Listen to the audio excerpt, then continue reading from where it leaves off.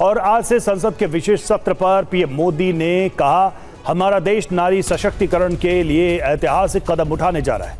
हमारी माताओं बहनों का सम्मान राष्ट्र का सम्मान है और यही भावना लेकर हम इस दिशा में दृढ़ता से आगे बढ़ रहे हैं। पीएम मोदी ने संस्कृत में एक श्लोक भी पोस्ट किया है।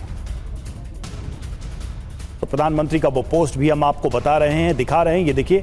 और इस पोस्ट के साथ ही उन्होंने कहा है कि हम एक ऐतिहासिक कदम उठाने जा रहे हैं। हमारा देश नारी सशक्तिकरण के लिए ये बड़ा ऐतिहासिक कदम उठाने जा रहा है। माताओं बहनों का सम्मान राष्ट्र का सम्मान है और यही भावना लेकर हम इस दिशा में दृढ़ता से आगे बढ़ रहे हैं।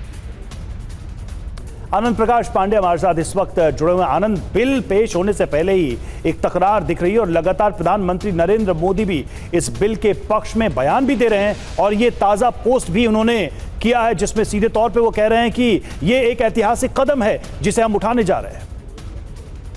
देखो, प्रधानमंत्री ने अपनी पोस्ट में कहा है कि एक ऐतिहासिक कदम है जो सरकार जो महिला आरक्षण के माध्यम से जो देश की आधी आबादी है उनको उनका हक देने जा रही है। संसद में और जो राज्य की जो विधानसभा है वहाँ पे 33% जो सीटें हैं वो महिलाओं के लिए आरक्षित होंगी।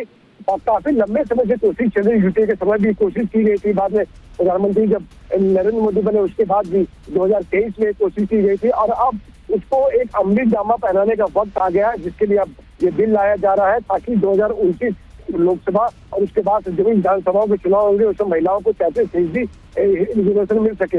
हालांकि विपक्ष अभी अड़ा हुआ है, वो विरोध करने की बात कर रहे हैं। विपक्ष बार बार ये कह रहा है कि महिला आरक्षण का विरोध नहीं कर रहे हैं, लेकिन जिस तरीके से सरकार इसको ला रही है, जिस जल्दबाजी में ला रही है, खासतौर पे जो डिलिमिटेशन कमीशन बनाने की जो जल्दबाजी सरकार दिखा रही है, तो विपक्ष का ये कहना है कि ऐसा करके सरकार जो दक्षिण राज्य है उनका जो हक है वो हक मार रही है, उनकी सीटें कम हो जाएगी। नॉर्थ इंडिया की जो राज्य है वहाँ की सीटें बढ़ जाएंगे। तो ऐसे में विपक्ष ये कह रहा है कि इस और विस्तृत चर्चा करनी चाहिए। और विपक्ष एक बात ये भी कह रहा है कि आपको लागू करना है आप इसको मौजूदा जो लोकसभा की स्ट्रेंथ यानी कि 543 है उसी पे इसको लागू करिए और 2029 से इसको इम्प्लीमेंट करिए।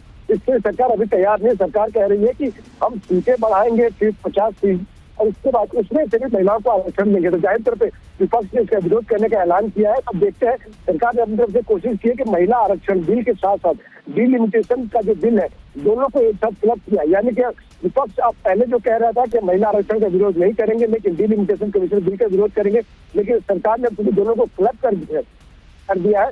तो विपक्ष के सामने जुड़ी एक मजबूरी हो गई, क्योंकि अगर एक साल वोटिंग होती है तो उनको दोनों का ही विरोध करना पड़ेगा, दोनों का ही समर्थन करना पड़ेगा। तो जाहिर तौर पर अभी कुछ देर में विपक्ष से बैठक होने वाली है। विपक्ष इसको लेकर अपनी रणनीति को अपनी जगह पहनाएगा।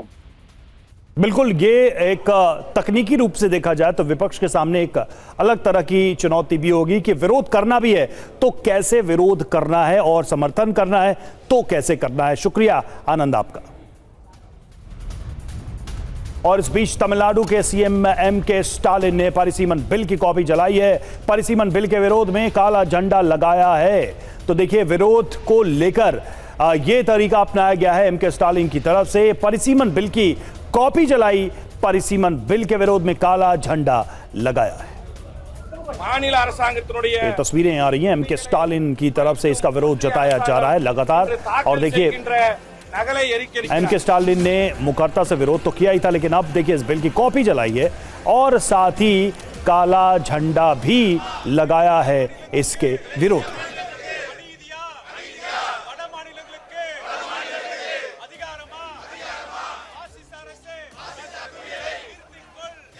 तो परिसीमन बिल की कॉपी जलाई जिसकी तस्वीर आप देख रहे हैं, नारेबाजी भी की गई।